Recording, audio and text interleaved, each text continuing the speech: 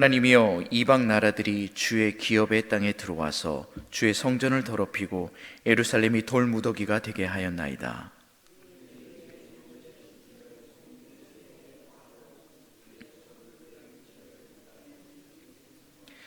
그들의 피를 예루살렘 사방에 물같이 흘렸으나 그들을 매장하는 자가 없었나이다.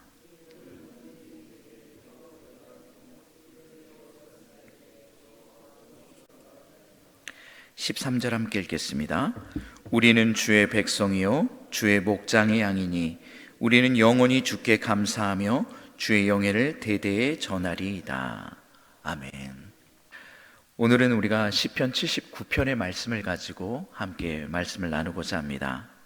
계속적으로 아삽의 시편이 이어져서 전개되고 있습니다. 우리가 흔히 아삽 하면은 어느 시대의 사람입니까? 다윗 시대의 사람입니다. 다윗 시대에 이 성가대장 3명 중에 한 명으로 일컬어지는 인물입니다. 그런데 오늘 79편은 특별히 민족 애가의 시편이다라고 불려지는 시편이라는 것이죠. 아삽은 다윗 시대인데 민족 애가, 오늘 즉 예루살렘이 멸망하고 슬퍼하고 있는 이 장면을 목격하지는 못했을 것이다 라는 것입니다.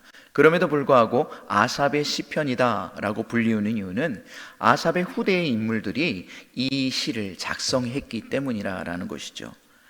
즉 아삽은 이 시대를 겪지는 않았지만 아삽의 후대가 예루살렘이 멸망하는 것을 바라보면서 쓴 시편이다라는 것입니다. 그래서 이 시를, 즉 이 본문을 읽게 되면은 정말로 참혹한 일들에 대해서 기록하고 있습니다. 예루살렘 성전이 멸망하였습니다. 돌 위에 돌 하나라도 남기지 아니하고 다 무너졌다라는 것입니다. 2절의 말씀을 보면은 그들이 주의 종들의 시체를 공중의 새에게 밥으로 주의 성도들의 육체를 땅의 짐승에게 주었다라고 말합니다. 그리고 그 시신을 수습할 자가 없다라고 말하고 있습니다. 너무나도 참혹하다라는 것입니다. 그래서 시인은 1절에 이렇게 시작하고 있습니다. 1절의 말씀 제가 읽어드리도록 하겠습니다. 하나님이여, 이방 나라들이 주의 기업의 땅에 들어와서 주의 성전을 더럽히고 예루살렘이 돌무더기가 되게 하였나이다. 아멘. 시인이 정말로 안타까워하는 것은 무엇입니까? 예루살렘의 멸망, 즉 나라의 멸망도 있지만 그곳으로 인해서 하나님의 이름이 훼손되고 있는 것에 대해서 매우 슬퍼하고 있다라는 것입니다. 우리는 어떤 문제나 어떤 상황에 닥치게 되면은 나의 일을 먼저 바라보게 됩니다. 내가 중심이 된다라는 것이죠. 그런데 시인은 매우 심각한 상황에 당했을 때에 하나님의 이름이 훼손되는가라는 것에 대해서 더 중점을 두었다라는 것이죠. 4절에 보면은 시인은 이렇게 고백합니다. 우리는 이웃에게 비방거리가 되며 우리를 에워싼 자에게 조소와 조롱거리가 되었나이다. 그렇게 구절처럼 당신을 위하여 우리를 건지소서라고 말합니다. 9절에 뭐라고 했는지 한번 우리 함께 읽어보도록 하겠습니다. 함께 읽겠습니다.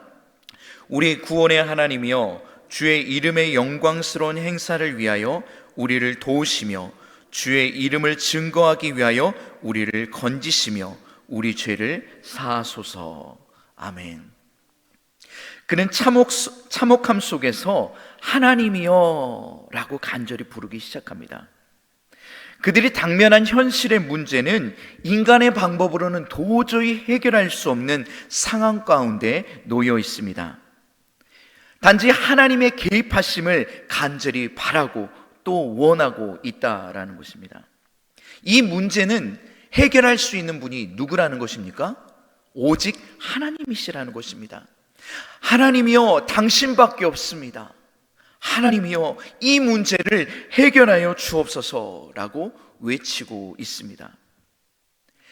멸망한 나라가 어느 나라입니까? 예루살렘입니다. 어떻게 멸망하였습니까? 우리는 너무나도 잘 알고 있습니다. 그런데 이 모든 것을 알고 계신 하나님께 시인은 이렇게 고백합니다. 당신의 진노를 우리에게 쏟지 말아 주옵소서. 이방 민족들이 당신의 성전을 회파하며 당신의 그 나라와 이 성민들을 이렇게 참혹하게 죽이고 있사오니 그들에게 진노를 쏟아 주옵소서라고 말하고 있습니다. 어찌 보면 굉장히 이기적인 고백처럼 보여집니다.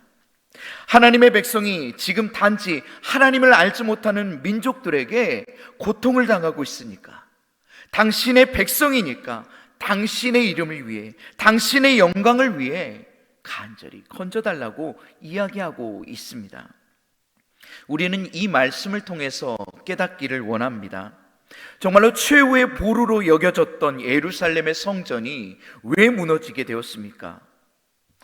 이방 민족들에게 짓밟히고 파괴되는 그 비극이 발생하는 이유는 과연 어디에서부터 오게 되었습니까? 하나님께서 무능하기 때문입니까? 성전을 지킬 만한 능력이 없으셔서 그러셨습니까? 아닙니다. 먼저 하나님의 성전은 이방 민족으로부터 무너진 것이 아니라 하나님의 선민으로 일컬어진 이스라엘의 백성으로부터 무너졌음을 우리가 깨닫기를 간절히 원합니다. 하나님의 성전이 거룩하게 지켜져야 할 그곳이 이미 우상으로부터 뒤덮여져 있습니다. 하나님을 섬기며 이방신을 섬기는 이 일들이 너무나도 자연스럽게 벌어지게 되어졌다라는 것입니다. 이방 민족으로부터 성전이 회파된 것이 아니라 이미 하나님의 선민으로부터 일컬어지는 그 백성으로부터 성전이 회파되어졌다라는 것입니다. 형식적인 제사로 하나님을 기만함으로 성전이 모독되고 훼손되었다라는 것입니다. 우리는 이것을 반면교사 삼아야 할 것입니다. 다른 어떤 이들로 인해서 교회가 훼손되고 하나님의 이름이 땅에 떨어지는 것이 아니다라는 사실을 우리가 깨닫기를 원합니다. 온전한 한 예배자가 없기 때문에 하나님의 성전이, 하나님의 이름이 훼손된다라는 사실을 꼭 기억하기를 원합니다. 이 일은 구약에서부터 보여지고 있고 신약에서도 보여지고 있으며 지금 현재를 살아가고 있는 우리의 시대 속에서도 보여지고 있다라는 사실입니다. 구약에서는 남유다의 멸망이 어떻게 이루어졌습니까? 즉 그 화려했던 솔로몬의 성전이 회파되었습니다. 신약시대도 우리가 잘 알고 있는 헤롯 성전이 어떻게 회파되었습니까? 너무나도 화려하고 찬란한 그 헤롯 성전이 유대의 지도자들의 타락과 부패로부터 인해 강도의 소굴로 변화되었다라는 것입니다. 그래서 AD 70년에 그 성전이 멸망했습니다. 그리고 현재를 살아가고 있는 지금 시대의 교회의 위상은 어떻습니까? 그 어떤 시대와도 비교할 수 없을 정도로 이 한국 교회 굉장히 화려해지고 수많은 교회들이 너무나도 아름다워졌습니다. 그러나 보여지는 것과는 반비례로 개신교의 위상은 바닥을 치고 있다라는 것입니다. 이 모든 일들이 하나님을 알지 못하는 자들로부터, 그들의 조롱과 비웃음으로부터 더러워진 것입니까?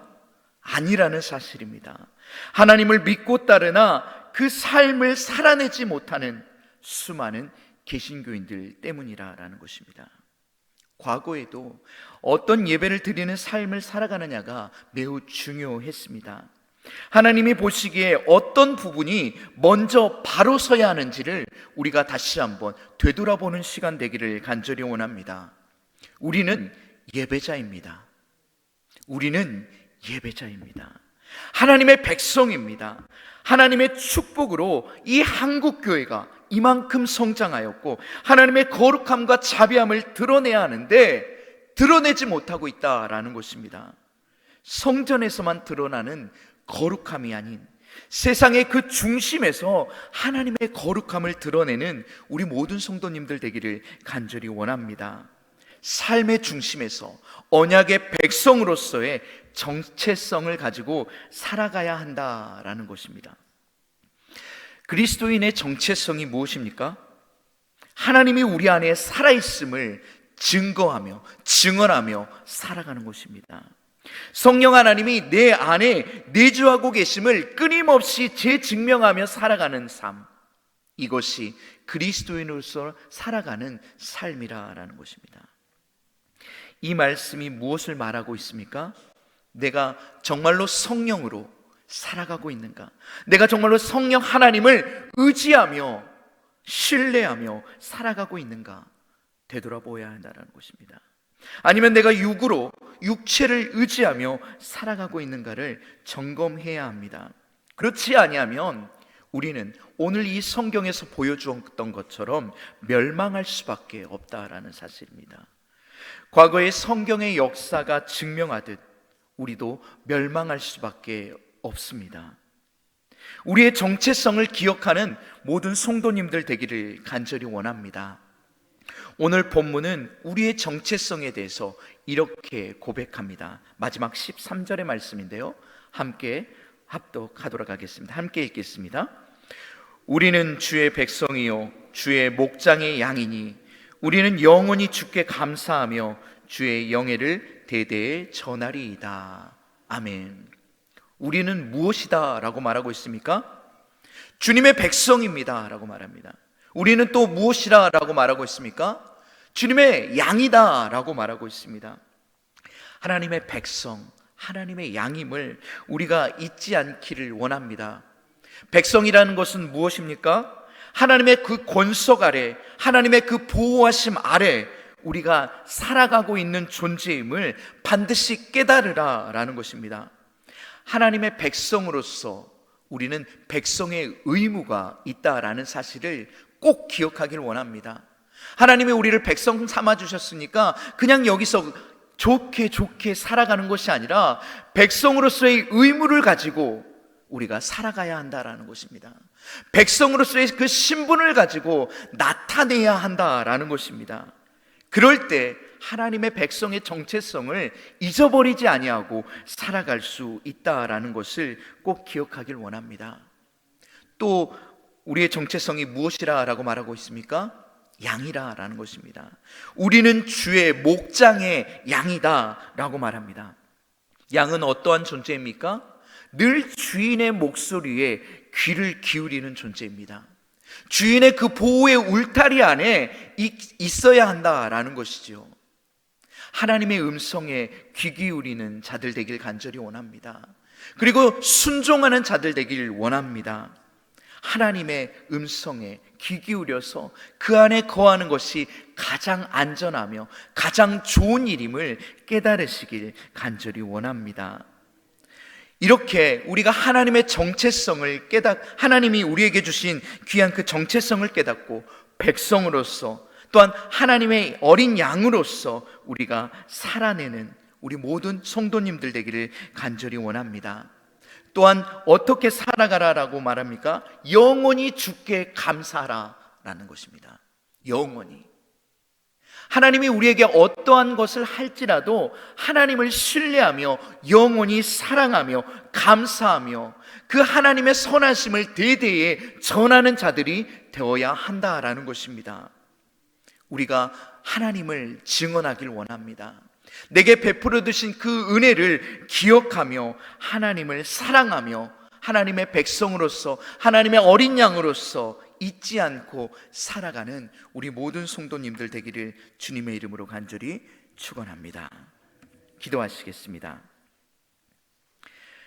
사랑의 하나님 아버지, 오늘은 우리가 시편 79편의 말씀을 함께 보았습니다.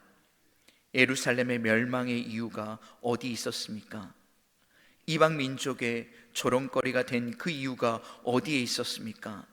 하나님, 먼저 우리 자신들을 되돌아볼 수 있도록 하나님 인도하여 주옵소서. 하나님의 백성이 멸망당할 수밖에 없었던 그 이유가 어디에서부터인지 우리가 다시 한번 되돌아보는 계기가 될 수 있도록 하나님 인도하여 주옵소서. 백성이 백성의 의무를 다하지 못하고 백성으로서의 그 정체성을 온전히 깨닫지 못하고 하나님의 어린 양임을 깨닫지 못하고 살아갈 때에 우리가 조롱받고 또한 무시당하는 그러한 삶을 살아갈 수밖에 없음을 알게 하여 주옵소서. 하나님, 우리가 그 부름에 대한 사명과 또한 소명에 대해 우리가 간절함으로 나아갈 수 있도록 인도하여 주옵소서. 증언하는 증인의 삶을 살아갈 수 있도록 주님 축복하여 주옵소서. 말씀을 귀로 듣고 한 귀로 흘려버리는 것이 아니라 우리의 가슴팍에 새기며 말씀대로 살아가는 우리 모든 성도님들 될 수 있도록 주님 축복하여 주옵소서. 감사 영광 돌리며 우리를 구원하신 나사렛 예수 그리스도 이름으로 기도드립니다. 아멘.